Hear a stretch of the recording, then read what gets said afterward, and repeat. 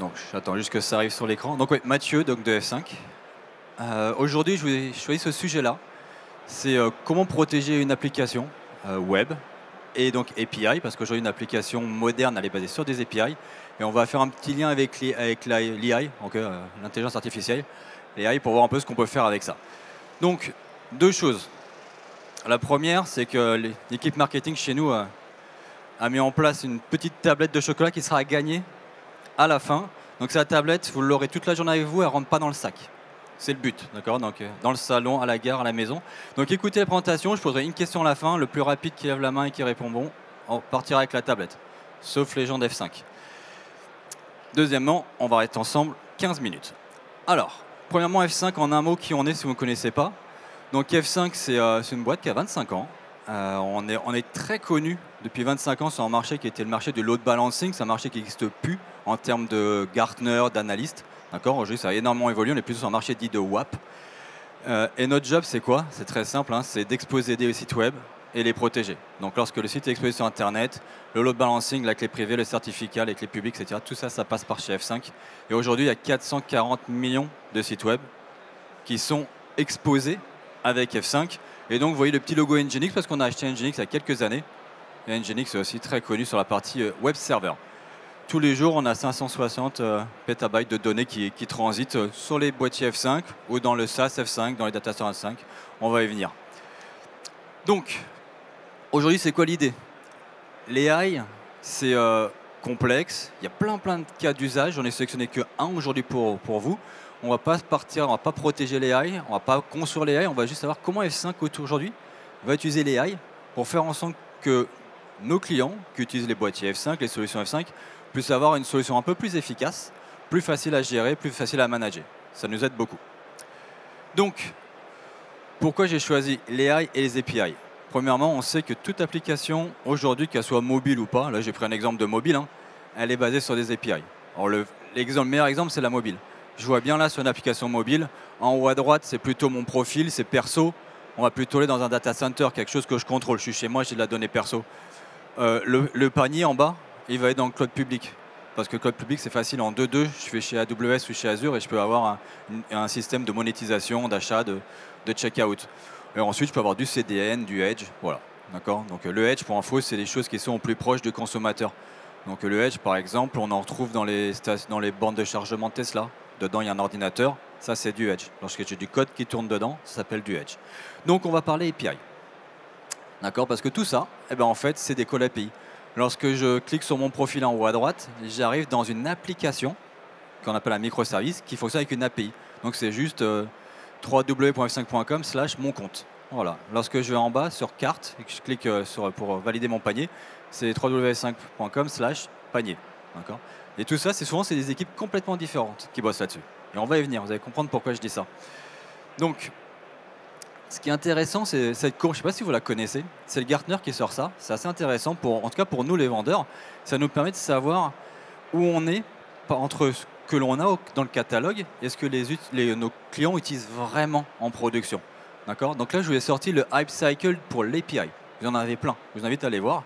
Et donc, on voit dans le slope en enlightenment, où il y a les carrés bleus, ça, c'est ce qui est consommé par les entreprises aujourd'hui. C'est-à-dire qu'on ne se pose plus la question, est-ce que j'y vais pas? On y est. Les clients ont tous des gateways, des portails API pour le dev, on ne discute pas là-dessus. Là, on est vraiment sur quelque chose qui est, on peut dire chez nous, du mainstream. Ça roule. Et puis, à côté, on a la partie tout à gauche, qui est vraiment la partie innovation. Innovation, on ne va pas en trouver en production, très rarement. D'accord? Et au milieu, le flow of disillusionment, imprononçable pour les Français. On voit en haut, très important, l'observabilité des API, la visibilité, et en bas, la protection. D'accord? Et c'est ce que je vais vous présenter aujourd'hui. Vous allez voir que là-dedans, on va avoir un peu d'AI. Donc à gauche, c'est intéressant, vous voyez l'AI Gateway. Le Gartner l'a mis dans la partie API. Parce qu'en fait, lorsqu'on on cause avec un chat GPT ou peu importe, n'importe quel chat, derrière, c'est de l'API en fait. C'est un call API qui part vers le moteur, vers le modèle LLM. Donc aujourd'hui, on va se concentrer sur la colonne du milieu. Donc, je zoome, je continue, je descends. API Security. Donc maintenant, ok, j'ai une application, on a vu par exemple de commerce mobile, elle est déployée et ben malheureusement, elle n'est pas déployée que dans un data center ou un serveur. Ça se fait plus vraiment jouer comme ça. Vous l'avez vu, hein, le paiement, ça peut être mis avec un Shopify. Et ensuite, la partie perso, ça va être sur un data center. Donc, je vais avoir différentes localisations où je vais avoir des données. Donc, je vais avoir peut-être de la WS et du data center. Bon, donc je vais avoir une partie en haut, une partie en bas. Et en fait, ce qu'attend un DSI, un RSSI, c'est d'avoir de la visibilité sur ce qui existe, ce qui est consommé par les utilisateurs. D'accord ? Il y a des équipes qui développent, des équipes qui mettent en prod et des équipes qui managent la production. Et on va se rendre compte que sans monitoring, donc mon deuxième point, on ne va pas pouvoir faire beaucoup de sécurité. Si je suis aveugle, je ne protège pas grand-chose. Je protège que ce qu'on m'a dit de protéger. Et donc là, je vais vous montrer en 5 slides comment je vais pouvoir découvrir des API, avoir la visibilité et activer quelques sécurités. D'accord ? Donc on va découvrir. Une fois que j'ai découvert, on va monitorer tout ça. Et une fois que j'ai compris ce que j'ai, on va aller le sécuriser. Donc, le point le plus important, et j'en ai mis qu'un parce qu'on n'a que 15 minutes ensemble, l'API Discovery, c'est le plus important. On peut demander à n'importe quel RSSI, je suis sûr que dans son top 5, il y a avoir de la visibilité. En général, pas seulement API, hein, visibilité sur le device posture, la santé du poste de travail en termes de sécurité, comment mon data center est exposé, quelles sont les données qui quittent mon data center ou mon cloud public. Donc l'API Discovery, le but c'est de découvrir ce qui est codé, ce qui est exposé sur Internet et ce qui est consommé. Ce consommé, ça peut être quelque chose qui est légitime, mais aussi illégitime. Et on va y venir. Et je vais vous raconter une histoire. Je vais faire toute une histoire là-dessus. D'accord ? Donc point 1, fournir la visibilité. Point 2, avoir quelque chose de consistant. Et ça, on va voir que c'est la seconde étape. C'est est-ce que ce que les développeurs m'ont donné en termes de, on va dire, la big picture de mon application. L'application, elle a une spécification, hein, elle a 4 pages, 10 pages, 20 pages. Est-ce que ce qu'ils m'ont donné, c'est ce que moi je constate sur le terrain avec mes consommateurs. Donc on parle d'inventaire. On va faire l'inventaire de ce qui est consommé. Ensuite, on va monitorer en temps réel tout le temps pour découvrir des anomalies. Et le problème de l'API, c'est l'anomalie. Avant, quand on hackait des sites web, on essayait de taper la base de données, on essayait de taper les vulnérabilités, voilà, de la page, de ZIS de Microsoft. Dans l'API, tout ça, c'est fini, c'est has-been. Ils vont essayer d'exploiter l'API en disant, tiens, si je fais un appel sur le /user/Mathieu, est-ce que je vais avoir une info à propos de Mathieu ? Il va dire, non, j'ai rien. Par contre, si je mets un ID, un numéro, je commence à avoir des choses. Donc ça, c'est de l'anomalie, c'est de l'exploitation de l'API, et on va y venir. Et ensuite, avoir de la consistance dans la sécurité. Parce que malheureusement, on n'a pas qu'un seul fournisseur, on n'a pas que F5, on va faire du F5, du Palo, du Fortinet, on va avoir plein d'amis qui vont bosser avec nous, et donc il faut essayer d'avoir un peu de consistance là-dedans. D'accord ? Donc, le plus important, c'est ça. Alors, il y a des beaux logos F5, mais si vous le connaissez, ce fameux Infinite Loop, on la voit partout, DevOps et tout. Il faut savoir qu'F5, nous, ça fait 25 ans qu'on bosse là-dessus, moi ça fait 14 ans que je suis chez eux, et j'ai toujours été à droite. Mon job, c'était de vendre des boîtiers, des machines virtuelles à des clients pour exposer les sites web et les protéger. Donc j'étais toujours dans monitor, operate et deploy. Mais j'étais toujours dans le runtime, dans la production. Et puis le temps passe, et puis je vois, juste après le Covid, les clients me disent, Mathieu, à droite c'est bon, on a compris, ils sont bien tes produits, mais moi ce qui m'intéresse c'est à gauche. Je veux pas que l'appli qui est développée à gauche aille à droite, si elle n'est pas parfaite. Et donc, on commence à répondre à des appels d'offres et on se rend compte qu'au final, le poids pour dire, tiens, on va gagner le projet, il est plus à gauche. Il me dit, c'est bon, je sais qu'à droite, il y a plein de choses. C'est que j'ai du mainstream, d'accord ? Il y a plein de choses, mais à gauche, il faut quelque chose, je veux de la visibilité bien avant que ça aille en prod. Et donc, on commence à voir ce life cycle. Et donc, en fait, c'est simple, j'ai découpé en 3 et je vais vous l'expliquer en 3 phases. La première, on va commencer par le code. Les gars, ils codent. Donc, ils font tous du Git, enfin quelque chose autour de Git. Ils codent, ils envoient dans le Git, dans le repository. Et donc là, on a le code de l'application avec 22 API. On va partir là-dessus. Il y a 22 points API. /welcome, /mon carte, /mon compte. Ce que va faire d'abord la solution, c'est qu'elle va aller scanner le code. Pas pour voir si c'est mal codé, est-ce que c'est un bon développeur ou pas. Non, c'est juste pour voir la cartographie de l'appli. Je vois qu'il y a 22 API et il y a 3-4 API dans lesquels il y a des données personnelles qui sont demandées ou qui sont retransmises. Je vois un moment qu'on demande un numéro de carte bleue. Normal, c'est le /payment. Je vois dans un autre qu'on voit un numéro de carte de CNI, carte nationale d'identité. C'est au moment où on crée le compte. D'accord ? Donc là, il y a de la donnée qui va commencer à transiter et nous, on va le détecter. Ce qu'on appelle, chez nous, un lens, une loupe, c'est la première photo. j'ai déjà une première photo de l'appli. Je sais à peu près ce que le développeur a fait et donc j'ai une idée de ce que c'est censé être sur Internet. Ça, c'est le premier. Le deuxième, il va donc compiler son code, l'envoyer sûrement dans Kubernetes et il va commencer à le tester. Donc lui, il a plein d'outils de QA pour voir si l'appli ne plante pas, elle est bonne, elle fonctionne bien. Donc plutôt fonctionnel. Et donc on est dans le deuxième lens. Donc là, dans le lens, on est plutôt dans un mode donc, de QA, on n'est pas encore à droite, on est plutôt encore en test. Et donc là, F5 va venir tester l'appli. Donc là, l'appli, elle n'est pas en prod, elle est en pré-prod. On va venir la tester. Donc on a un crawler. Le crawler, c'est le truc qui scanne tout et n'importe quoi pour essayer de comprendre comment fonctionne l'appli.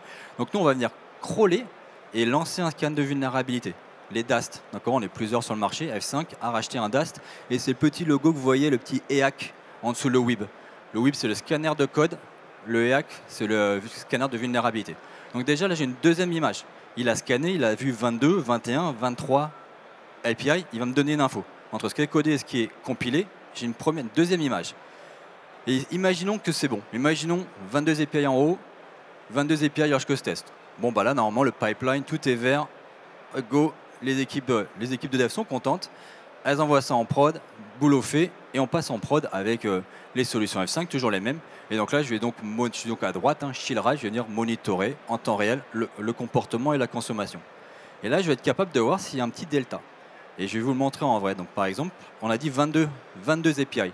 Si j'en détecte 23, c'est-à-dire qu'il y en a une qui n'a pas été vue dans le code source et qu'il y en a une qui n'a pas été vue par le crawler en pré-prod. Donc soit, bon, l'application peut avoir été hackée, c'est rarement le cas, c'est juste qu'il y a un des composants qui a été mis à jour, mais pas documenté. D'accord ? Ils ont créé une nouvelle API pour une nouvelle fonctionnalité, mais elle n'a pas été documentée. Et donc là, ce que ça veut dire que les gars qui gèrent la sécurité, les SecOps, s'ils ne sont pas au courant, ils ne le protègent pas. Ils n'ont aucune idée. Est-ce que c'est un API avec du paiement? Est-ce qu'il y a une API dans laquelle il y a un post? Est-ce qu'on récupère juste de l'info? Est-ce qu'il y a des fichiers qui sont uploadés? Il n'en sait rien du tout. Donc il ne sait pas quoi appliquer. Donc, ce qui est important, c'est de pouvoir faire ces trois étapes-là. Et je vais vous montrer un exemple. Donc, première étape, très simple. Les gars qui développent, de base, leur outil fournit une documentation en API. Qu'on fasse du Mulsoft, du Postman, il y a plein d'éditeurs avec du VS Code. Ça sort un fichier que vous avez peut-être entendu parler qui s'appelle Swagger ou OpenAPI. Ils sortent de leur outil, ils n'ont rien à faire. Et bien ça, nous, on le mange, on le traite et on a un terme qu'on utilise la validation. Tu as 22 API, j'en fais passer 22. OK. Ça, c'est la première partie, protection. La deuxième, c'est le discovery. Maintenant que je sais ce que je suis censé voir, je vais pouvoir dire, tiens, j'en ai vu 21, j'en ai vu 23. C'est la partie discovery. Qu'est-ce que je vois? D'accord, donc là, je suis dans le runtime et je découvre deux choses. Je vérifie mon temps. Je vérifie deux choses. Shadow, Zombie. Shadow, je ne sais pas ce que c'est, mais elle est consommée. Zombie, elle est toujours dans mon inventaire, mais personne ne la consomme. Un vieux slash test, ok, quelque chose comme ça. Alors que le Shadow, c'est... ils ont mis en prod un truc, mais ils l'ont jamais dit. Comme le Shadow IT à l'époque. Et le troisième, c'est le monitoring. C'est extrêmement important, je vous l'ai dit, on parle à un RSSI.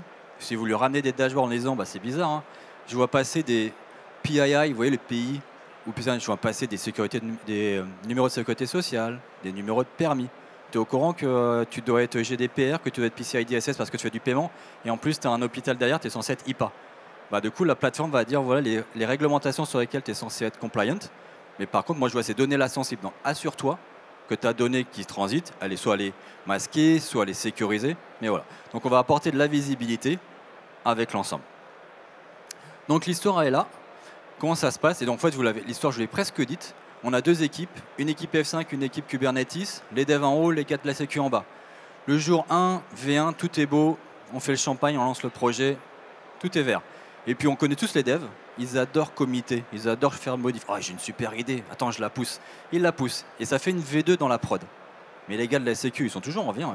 Ça se trouve, le ticket est dans ServiceNow, dans une pile où il y a 150 tickets, et ils n'ont pas mis à jour le F5 ou peu importe, la solution de protection des API.